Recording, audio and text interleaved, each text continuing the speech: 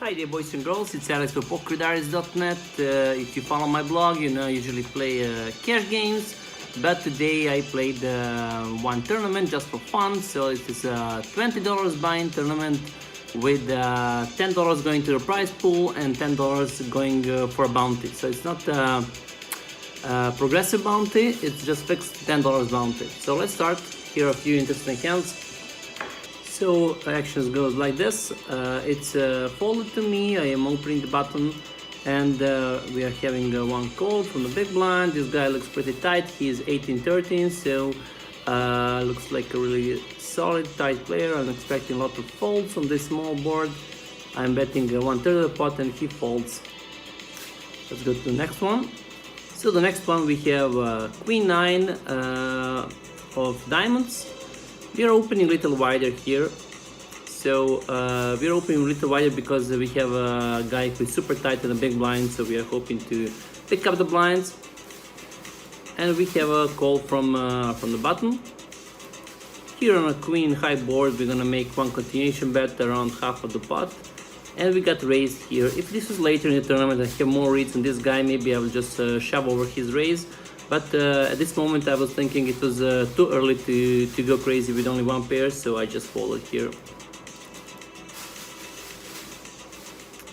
On this hand we have a Queen 8 on the button. We're opening the button and we got fold, so we pick up the pot. Next hands with 2 sixes. With 2 sixes I'm gonna open from early position, even from the early position. So we pick up the pot here also, so it's also a good outcome. Here we are stealing the blinds with a 10-7, and we got 2 folds. Here I'm opening from the hijack with the king 10, and we also pick up the pot. Here with the Queen 8. We're gonna defend our big blind against the min raise, and this guy bets only one blind, so it looks a little funky. I'm not sure what is he trying to do. Maybe he wants to get a showdown with his pair of deuces, or maybe to seize turn for with some runners. I'm not sure what is he doing, but I'm calling here only to bluff him on the next read. So this is a super safe turn. And I'm gonna raise his super small bet here, and he calls. When he calls, he obviously has something. Now I think he maybe has pair of deuces, maybe 2 4s, 2 5s, so he's drawing to the gut shot. So he probably has something when he calls this raise, or maybe he has a flush draw. This is a perfect card to continue bluffing here. But the guy now leads for half of the pot. This doesn't make any sense, because if he had 6, he would bet the turn with a bigger sizing. So I'm just shoving here. I'm not buying this, and he is folding. So it's a great outcome to pick up the big pot with Queen 8 high. Okay, now this guy opens UTG with a min raise. We have Queen 10 on the button suited. This hand plays good in position, plays good in the multi-way pot, so we do not mind if the blinds come in. And we have a call from the big blind. So the big blind bets 1 blind, so it's a really small bet, and just shows that he doesn't have anything good. When the other guy calls, he never has a jack, he never has an open pair, so we can put a lot of pressure here to these guys, hope to get a fold from week 9, week 7, or some random draw. And the first guy calls, the other one folds. When he calls, I expect him to have some hand like maybe king 10, random 7, random 9, or maybe a really weak jack, I'm not sure. So this is obviously a bad card, because now his random 9 improves to the trips. So we are deciding to check back here and to see if we can spike straight, or maybe queen is also good. And river is a diamond, so we break on the river, and he checks. So when he checks, we have to bluff here. So hoping to get a fold from some random holding he has, and we bet half of the pot and we get the fold. So this is obviously a good outcome. Okay, next hand. So we have two queens. We open from the hijack, and we have a call from the small blind. Here we have a top set. We're hoping he has some kind of flush draw or some random pair. So we bet small here. We bet 1/3 of the pot to get some value from our top set. But unfortunately, we do not get any action. With 2 sevens, we're gonna open the button. I'm usually using 2.5x from the button. Sometimes even a mini raise from the button when it's later in the tournament, so the blinds are bigger. Small blind calls, and here this is not a good flop for us, but this flop hits our range much better than his range. And there is also one other reason for us to bet here. If we bet small here, we are folding out all his runners and weak holdings. But if we check back here, he can turn his hand into bluff on the turn or on the river, so we will be forced to fold our pair of 7. And if he calls, we can easily release on the next street. We are investing only 1/3 of the pot here, and he folds, so it's also a good outcome.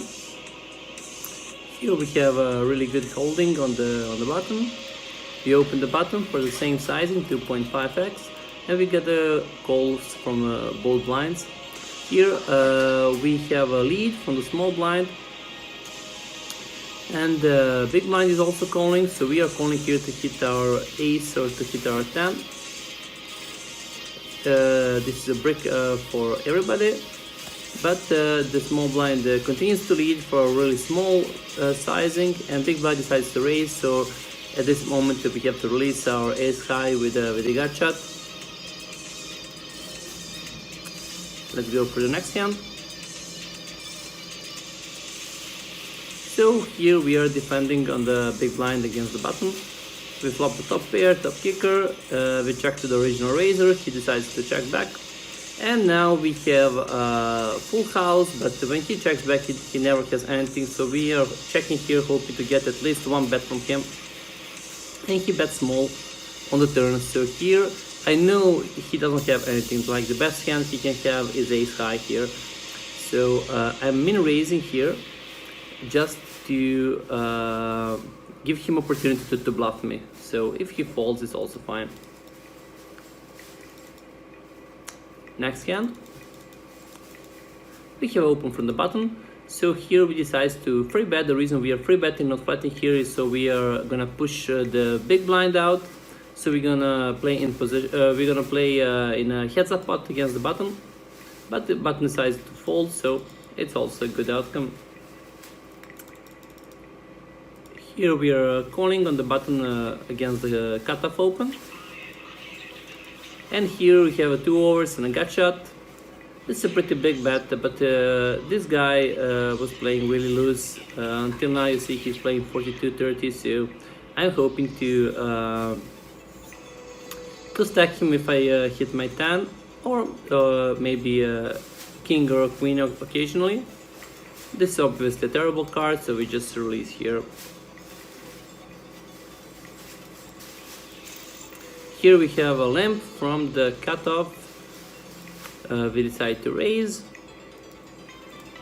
and this is a not really good board for us, but in a cash game I would always check here. I would always just check fold here, but in the tournaments this 5,000 chips comparing to my 12.6 thousand is a lot, so I have to gamble a little here and try to make a continuation bet.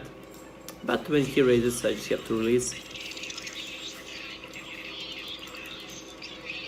So let's see what happens. This guy is limping, the other guy is opening here, and we decide to shove here, hoping this guy will also fold. So we're gonna pick up the pot. We are already having not so many chips, so the blind is 700. So when we have 11k, we have around 15 big blinds. So we are hoping to steal the pot here, and that's exactly what happens. So great outcome with our ace 9. Here we are opening with a7, and now we are short-handed here because there is only 2 tables left now. And we have a call from the small blind. We flop overcard and the flush draw. The pot is already super big, so we're gonna shove here straight away, hoping to pick up the pot or to hit our flush. The guy folds, so it's obviously nice. Here we are trying to steal from the small blind. The guy calls in the big blind, and this is a really bad board for us because he's calling pretty much everything here. So I'm just checking here to give up or to bluff him on the next street. This is one of the best cards for us. We can easily have king here, we can easily have straight here, we can easily have 2 pairs here, we can easily have a flush draw here, so we are betting. But something unorthodox happens, this guy raises, so I'm not gonna gamble a lot here and chase my up and down straight draw. I'm gonna just release. Here we are already short, we have 10k, big blind is 800, so we just have to shove from the button here. And unfortunately we run into the queens, so we have around 30-35% equity. So we spike king and we turn out to win the pot, really lucky for us. Here with the ace queen we are opening, and we got the call from the big blind. With the over card and the gut shot, we're gonna make 1/3 of the pot continuation bet, hope to get the fold here. But when the smuggler calls, so we have to check back on this card. And now I would bluff catch a lot against many missed draws, but almost all the draws came in on the river. So 8-9 came in, spades came in, and if he has a jack and 10, we're obviously beat. So when he bets, we have to release here. So here this guy was really crazy, opening a lot of small blinds. So I decided to re-raise him here with my ace and try to force him out of the pot. That's what happens.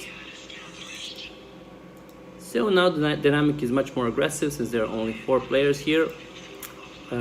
So I'm re-raising this guy again since I'm a small stack here, and I want to also to tilt him a little so he will call me wider. But he does not oblige and he folds. Same thing happens, maybe 3 hands later, and he folds again. I was forcing him to put all the chips in, not all his chips, but hold my stack in, but he called only a few times later, you will see. Here we have only 3 players left, button opens, and now I'm gonna call much wider against the sizing on the big blind. Almost everything suited I'm gonna call, almost every Broadway card I'm gonna call. So here with the 2 pair, we don't have to think much. We have to stack off here. We are re-raising for value, but he folds. Here we are opening from the small blind with our ace-6, and this guy free bets. So these are here stats. He was free betting 14%. That's huge for a tournament. So he was really aggressive. Actually, he played pretty well, like you will see. But I was thinking that I'm quite ahead of his range here. So I just shove here and hope to get a fold. But he realizes that he's already pot committed when he have 8k in and he needs to give 20k more, so he calls here. It's not a terrible call on his side, even if it looks like that, but I managed to hold and to double up here with my a6. Here with the king-queen, I'm gonna call and defend my big blind, and when this guy checks, I'm gonna make a smaller continuation, smaller bet. I bet 1/3 of the pot, and he folds. So here I'm defending the big blind with the queen deuce.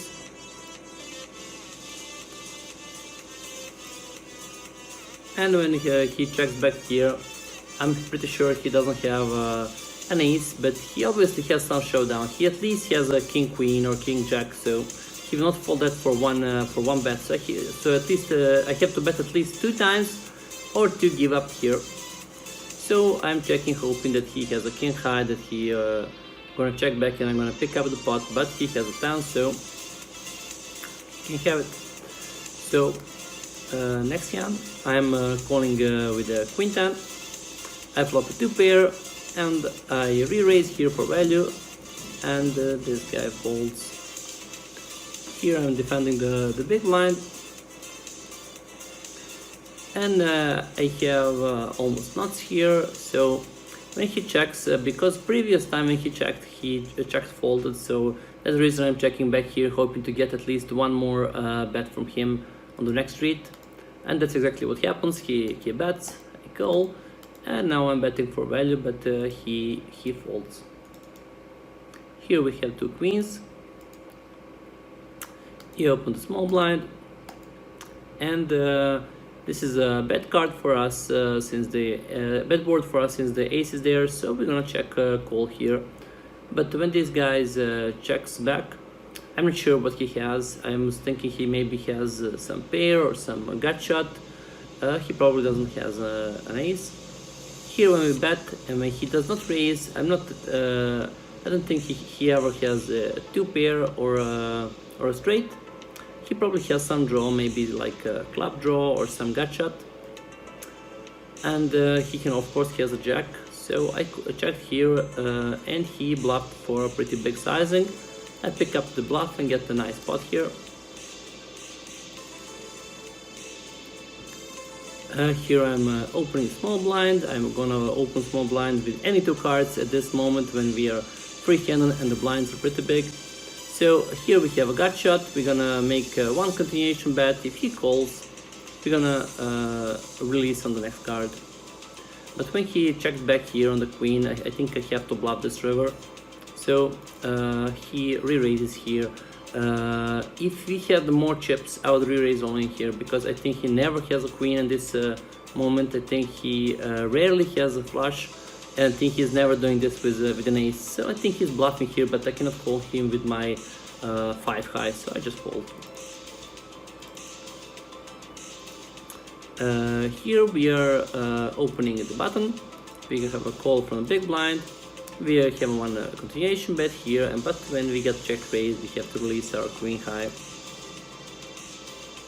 Here we are free betting from the small blind.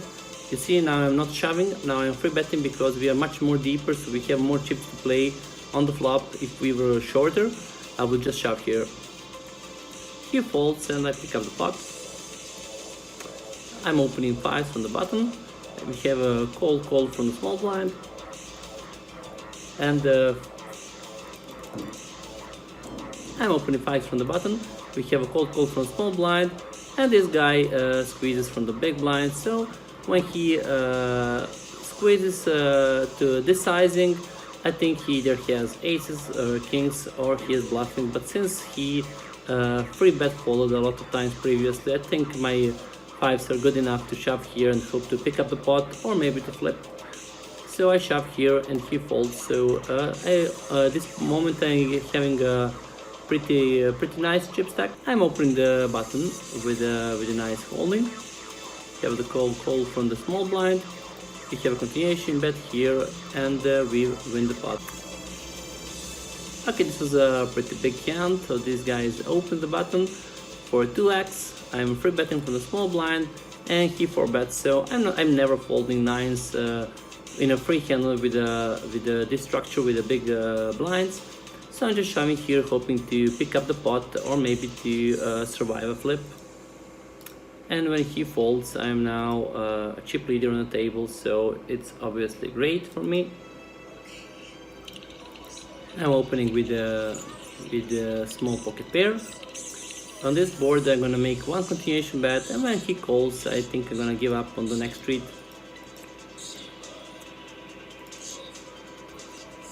Here I'm opening the button, having the call from big blind. I'm gonna make one continuation bet here with my overcard and the backdoor flush draw. I'm gonna keep barreling on some queen or jack or ace or clubs, but when we do not hit, we're just gonna give up here. And this guy gonna pick up the pot with a pair of fives. I'm gonna open the small blind with any two, like I told you already. So this is a great board for us. We can stack off here. We have a flush draw and a gut shot. We make one bet, and of course he can have a 10 easily. But he can also have some gut shots. He can also have a queen. He can also have some weaker holding like 2 sevens. So we have to continue barreling here. But when he raises, it's too risky to continue. Here we have an open from the small blind, and we call with our ace 8. When he checked previously, he few times checked small blind when I was on the big blind, and I bet and he folded. So I was hoping gonna pick up the pot here, or maybe hit my diamonds. When he calls, I think this is a good card for me, because he would probably bet the flop with diamond draw. But I don't want to get crazy with my 8 high flush, so I'm just gonna check back here. And when he bluffs the river, I'm gonna pick up the bluff and get a nice pot. Here we have 2 kings. And this was a really lucky hand for me. He re-raises, I shove here with my kings obviously, and he calls and I get king on the turn, so he was a huge favorite in this hand, but he was very unlucky. Like you probably already know, luck is really important in poker tournaments. Here opens the bottom, and we have the call from the big blind. Here we both have a pair, so I go for a 3 streets of value if the board runs out good. In a heads up, this is a huge hand, so I'm just gonna bet on any brick river also, but this is not a brick river, so now the flush came in. So I'm just gonna check back here and play it safely. So this is the last hand. I'm opening the small blind. This guy 3 bets. He 3 bet me a ton until now, so I'm gonna shove here, hoping to make him fold. But I was unlucky to run into a pair, but I also have 30% equity against the pair with my overcard. And of course I can hit trips also, so I was really lucky here to flop my trips and win the tournament. That's it for today, guys. I hope you enjoyed the video. So my advice for you is, if you want to play tournaments, be really lucky. See you next time. Bye bye.